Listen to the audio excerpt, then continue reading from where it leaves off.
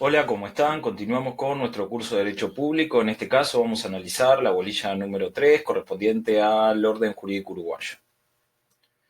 Bueno, en primer lugar tenemos que considerar lo dispuesto en el artículo 4 de la Constitución, que establece que el ejercicio de la soberanía radica en la nación. En este caso vamos a analizar que la nación tiene dos mecanismos para el ejercicio de la soberanía: un mecanismo directo que se manifiesta a partir del voto en las elecciones nacionales, a partir de la utilización de los instrumentos de iniciativa popular y a partir de la presentación de recursos de referéndum. Por otro lado, el ejercicio indirecto de la soberanía se realiza por intermedio de los poderes representativos, poder legislativo y poder ejecutivo, básicamente. Por lo tanto, vamos a encontrar a nivel estatal cuatro funciones: la función constituyente, la función legislativa, la función judicial y la función administrativa. La función constituyente, que es la capacidad de dictar actos constitucionales, es ejercida por el cuerpo electoral, en tanto es el cuerpo electoral quien aprueba los distintos plebiscitos que dan lugar a reformas constitucionales.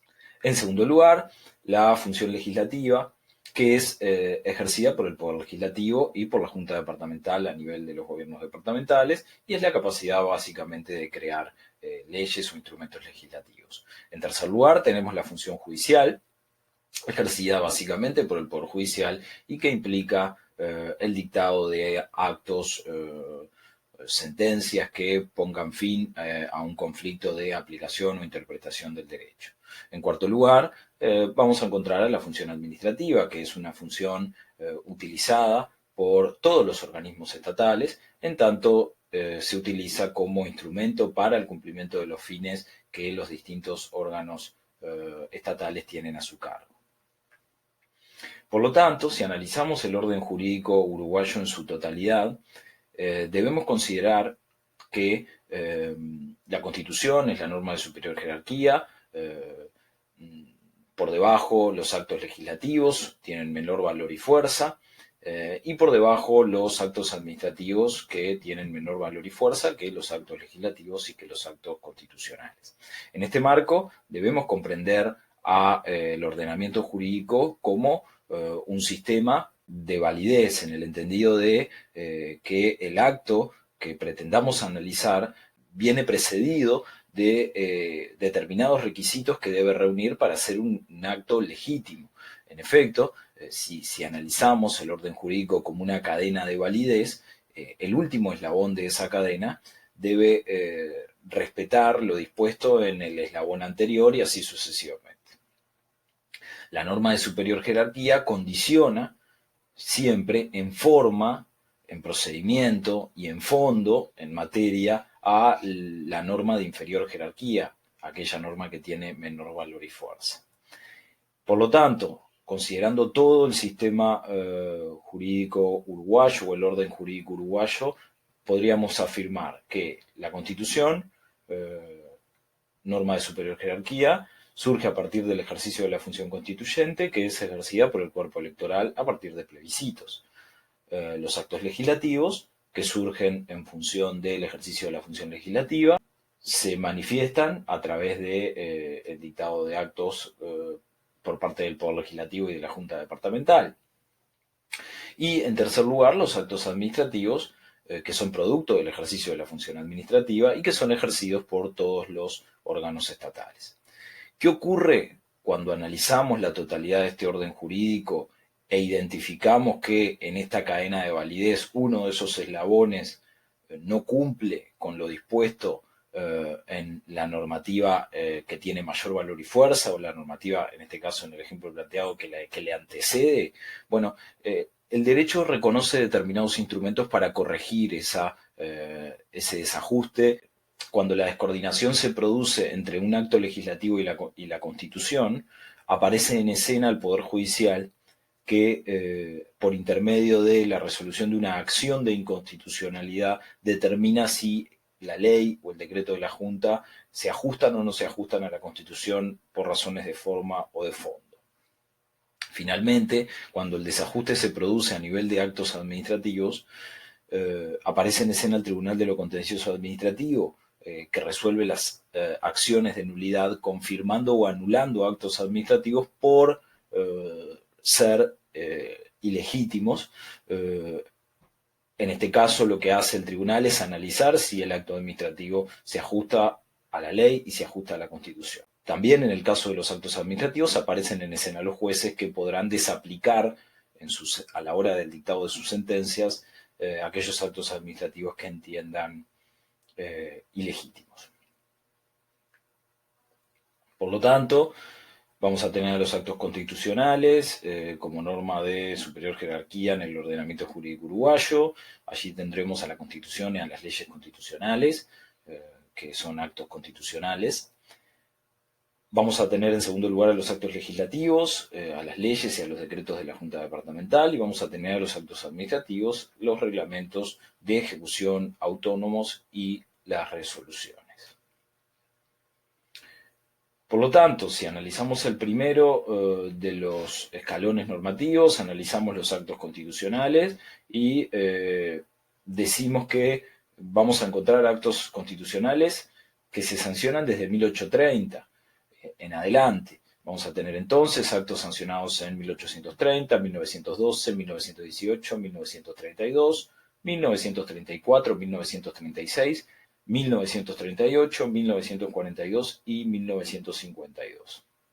Posteriormente, vamos a encontrar el acto constitucional de 1967, que es la constitución que al día de hoy tenemos vigente, con las enmiendas posteriores que se sucedieron en el 89, el 94, el 96 y el año 2004.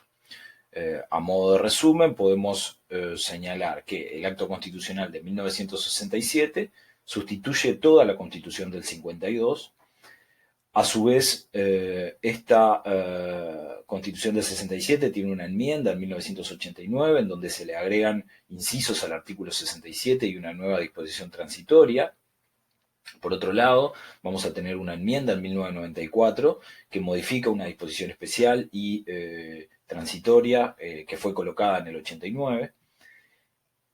Finalmente, las últimas reformas, que son del año 96, en donde se sustituyen varios artículos, disposiciones especiales y transitorias de la Constitución del 67, y la última de las enmiendas, que es la del año 2004, en donde se agregan algunos incisos al artículo 47. En segundo lugar, los actos legislativos, entonces, con sus manifestaciones por excelencia, que son las leyes y los decretos de las juntas departamentales en los distintos gobiernos departamentales, que, como decíamos, tienen un grado, o están en el ordenamiento jurídico uruguayo, en un grado inmediatamente inferior a los actos constitucionales, en tanto tienen menos fuerza y menos valor. Cuando hablamos de fuerza y de valor, tenemos que identificar lo siguiente. Fuerza, la fuerza de un acto es la posibilidad que posee de derogar o modificar lo que dispone otro acto de igual o inferior naturaleza. En cambio, el valor de un acto se determina a partir de si éste está sometido a un régimen especial o no de desaplicación. ¿Sí? Vamos a encontrar determinadas materias que solamente pueden regularse por ley, que la Constitución establece que solo pueden establecerse por intermedio de instrumentos legislativos, y que son los derechos, deberes y garantías de los habitantes y los ciudadanos, la creación de órganos jurisdiccionales y regulación del orden y formalidad de los juicios, el estatuto de los funcionarios públicos, la creación, organización y competencia de organismos estatales, las cuestiones de ciudadanía y sufragio, el referéndum contra las leyes y ciertos actos de los gobiernos departamentales, la sanción de códigos y aprobación de tratados internacionales, cuestiones referentes a tributos, deuda pública y aduanas, el régimen monetario, el presupuesto nacional, las pensiones graciables y los honores. Todas estas cuestiones, por lo tanto, son materia de reserva de la ley.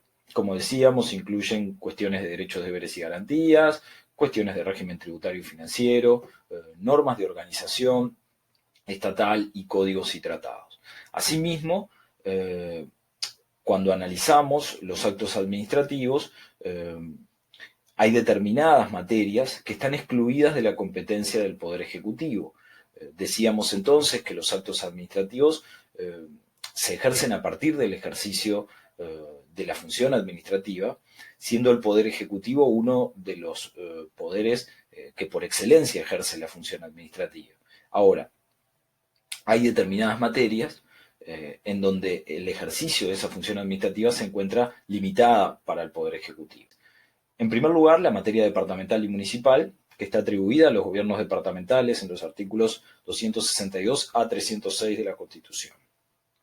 En segundo lugar, la actividad de enseñanza pública a ciertos niveles, la cual se desarrollará por intermedio de entes autónomos que tienen reconocida autonomía constitucional.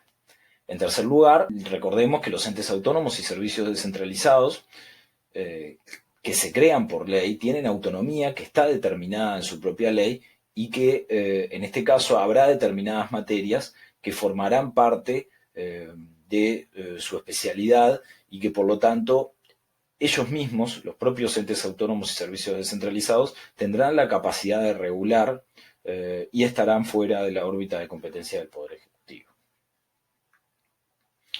En tercer lugar, entonces, los actos administrativos dentro del análisis del ordenamiento jurídico uruguayo, que como decíamos, respecto de la fuerza, no pueden derogar los actos legislativos ni los actos constitucionales. Asimismo, respecto del valor, si un reglamento es inconstitucional o ilegal, cualquier juez a la hora de dictar una sentencia debe desaplicarlo, y a su vez existen otros procedimientos especiales para dejar sin efecto a los actos administrativos. En primer lugar, es la revocación de esos actos a partir de la presentación de recursos administrativos por aquellos ciudadanos que se vean afectados por estos actos administrativos. Y la segunda posibilidad es, una vez agotada la instancia de los recursos, la presentación de la acción de nulidad ante el TCA. Dentro de los actos administrativos debemos distinguir dos categorías. Debemos distinguir a los reglamentos de las resoluciones. Los reglamentos son reglas de derecho, son normas generales y abstractas, y las resoluciones son actos administrativos concretos. Asimismo, entre los reglamentos y las resoluciones existe una diferencia, en tanto una resolución no puede violar un reglamento, aun cuando ambos emanen o surjan del mismo órgano, siempre la resolución está condicionada al reglamento, ¿sí? En estos casos existe una correlación entre el grado jerárquico del órgano que dicta el acto y la fuerza del acto dictado.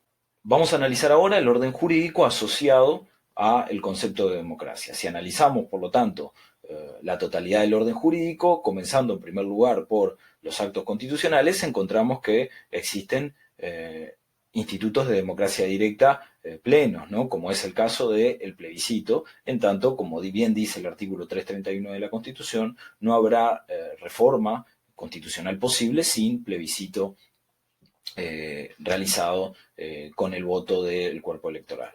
En segundo lugar, los actos legislativos que vienen a manifestar el ejercicio indirecto de la soberanía y vienen a consagrar la democracia representativa, en tanto son los legisladores quienes disponen o sancionan esos instrumentos legislativos. A su vez, en los actos legislativos también existe la posibilidad de que se activen mecanismos de democracia directa, porque a la hora de la sanción de una ley, si la ciudadanía no está de acuerdo con la misma, podrá presentar un recurso de referéndum previsto a nivel nacional en el artículo 79 y a nivel departamental en el artículo 304 de la Constitución. Asimismo, existe un instrumento de iniciativa popular para presentar proyectos y incentivar al Poder Legislativo a regular sobre una determinada cuestión. Estos dos, entonces, son instrumentos de democracia directa que pueden ser aplicables a los actos legislativos.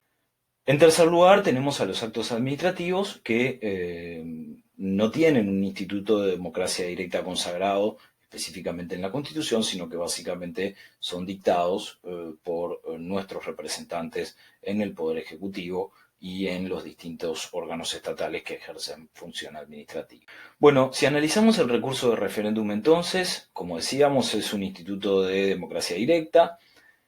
Recordemos que cuando un órgano legislativo, ya sea a nivel nacional o departamental, sanciona un instrumento legislativo, lo sanciona en representación de los ciudadanos, en representación del cuerpo electoral.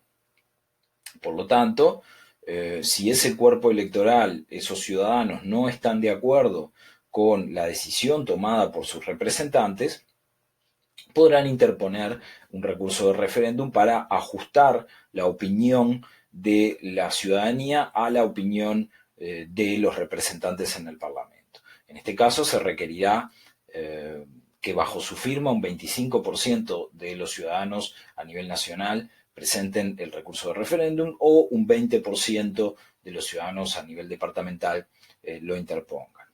En este caso, el texto adoptado por la ley o el decreto de la Junta será sometido a votación del cuerpo electoral, que definirá si el mismo se mantiene o no vigente. Bueno, para el referéndum vamos a tener un plazo de un año para presentarlo desde que es promulgada la ley. Y a nivel departamental hay un plazo de 40 días desde que es promulgado el decreto departamental. Recordemos, como decíamos, que tanto el Poder Legislativo como la Junta Departamental son voceros representativos del cuerpo electoral, y si estos consideran, los ciudadanos, que votaron algo en contra de sus intereses, bueno, el referéndum es la vía o el instrumento para corregir ese desajuste. Están excluidos del referéndum algunos actos legislativos, básicamente aquellos que establecen tributos y aquellas leyes que requieran iniciativa privativa del Poder Ejecutivo están fuera de la posibilidad de ser sometidas a recurso de referéndum. Seguidamente vamos a analizar el instituto del plebiscito, que es distinto al referéndum. El plebiscito se aplica solamente para actos constitucionales, no es un recurso, no es una defensa de los ciudadanos, sino que forma parte del acto constitucional. ¿Qué significa esto? Que es la última instancia antes de la existencia del acto constitucional. No es posterior al acto. Existen determinadas mayorías requeridas para que se apruebe un plebiscito y por ende se reforme la Constitución, que es, en primer lugar, la existencia de más votos por el sí que por el no. Se vota por sí o por no. En segundo lugar, que esos votos por el sí representen un mínimo, un 35% del total de inscritos en el Registro Cívico Nacional. Esto solamente se exceptúa para el procedimiento de reforma constitucional denominado leyes constitucionales, previsto en el artículo 331, literal D, de la Constitución, en donde se establece allí que no es necesario el requisito del 35% mínimo de electores inscritos en el Registro Cívico Nacional, bastando solamente la mayoría simple de votos por el sí. Por lo tanto, debemos diferenciar tres institutos: el de plebiscito, el de referéndum y el de iniciativa popular, que analizaremos cuando estudiaremos las leyes. Sin perjuicio de ello, algunas diferencias para ir conceptualizando y entendiendo los temas. El plebiscito entonces se utiliza para aprobar actos constitucionales. Forma parte del acto constitucional, ¿sí? Requiere, como decíamos, mayoría de votos por el sí, más en los literales A, B y C del artículo 331, un 35% de votos afirmativos de los integrantes del Registro Cívico Nacional. En segundo lugar, vamos a encontrar el recurso de referéndum, que es un recurso contra un acto legislativo vigente, ¿sí? O sea, hay una diferencia acá de grado, en el entendido de que el plebiscito es aplicable a las normas constitucionales, el referéndum es aplicable a las normas legislativas. Asimismo, la norma, la ley, el decreto de la Junta, existen y se presenta un recurso por parte de la ciudadanía que intenta corregir la opinión de la ciudadanía respecto de lo establecido en ese acto legislativo, ¿sí? No forma parte del acto, es posterior. En tercer lugar, la iniciativa popular, que es un instrumento de democracia directa, y que sirve para promover actos constitucionales o promover actos legislativos. Es para incidir en la voluntad de los órganos, legislativos en este caso, o del cuerpo electoral, por intermedio de la presentación de un proyecto. Es previo. Por otro lado, tenemos que analizar el concepto de democracia interna. En tanto, el Uruguay es un sistema que reconoce la democracia interna en determinadas entidades. ¿Qué es la democracia interna? Bueno, es el reconocimiento de determinados sujetos o determinados habitantes que tienen un interés particular en un determinado tema y que se les da la posibilidad de resolver sobre la gestión de esos temas en particular. Ejemplos clásicos: las elecciones universitarias, las elecciones del Banco de Previsión Social y las elecciones departamentales, ¿sí? Recordemos también que la Constitución establece que, en el caso de los entes autónomos y servicios descentralizados, la ley puede establecer que sus cargos en el directorio sean electivos. En el caso de los entes autónomos, para ello se requiere una ley que tenga una mayoría especial de 3/5, según lo previsto en el artículo 189 de la Constitución. Finalmente, cuando analizamos el orden jurídico, debemos también analizar la función jurisdiccional y la aplicación de la función jurisdiccional sobre el orden jurídico vigente. ¿Qué es esto? Bueno, comprender que a la hora de diferencias o conflictos en la interpretación de las normas jurídicas, aparecen en escena allí los jueces, el Poder Judicial, que resolverá esos conflictos de interpretación. Llegará un momento en donde esas sentencias dictadas por los jueces pasarán en autoridad de cosa juzgada, en tanto no existen más instancias recursivas y se ha tomado la última decisión, lo que ha generado que esa sentencia haya quedado firme, haya quedado o haya pasado a una autoridad de cosa juzgada. Los actos jurisdiccionales prevalecen sobre la Constitución y sobre todo el ordenamiento jurídico porque lo que hacen es aportar certeza jurídica sobre una diferencia de interpretación sobre un tema en particular. A su vez, y allí lo importante de estos actos jurisdiccionales, cuando el juez dicta una sentencia, aplica la totalidad del orden jurídico. Aplica los tratados de derechos humanos, aplica la Constitución, aplica las leyes, los actos administrativos, y la sentencia debe ajustarse a lo dispuesto en la totalidad del orden jurídico.